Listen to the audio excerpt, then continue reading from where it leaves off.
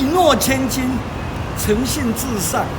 所以这一次的跳海是庆祝，心情跟12年前在败选之后，那凄风苦雨下去跳海，那个心境是截然不同。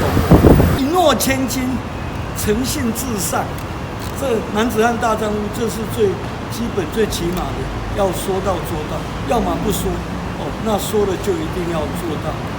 而且其实我去年在提这件事情，去年的2月20号嘛，那时候是我们民进党跟小英总统气势最低迷的时候。那因为我的自虐一向都很灵验，所以我就希望说，那是不是借由我的自虐，那我反过来，我来赌说，如果小英总统胜选，那我就用跳海来庆祝。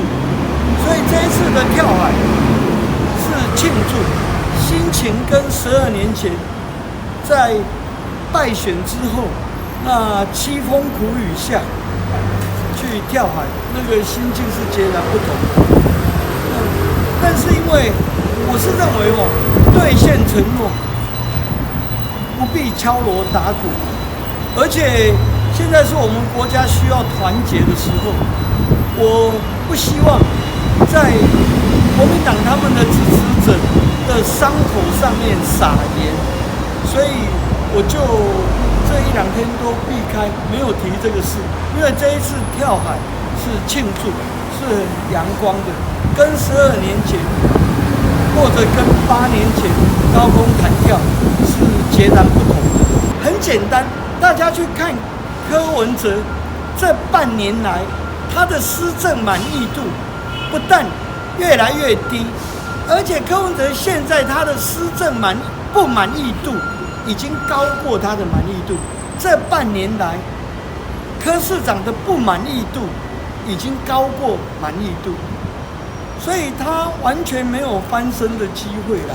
那现在这样5席上，然后他们又要组大联盟，会不会觉得很好笑？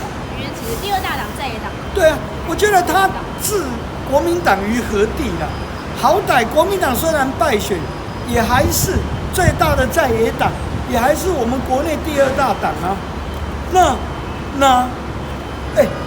第2大还在，哪轮得到你这3小政党在讲话呢？不是这样吗？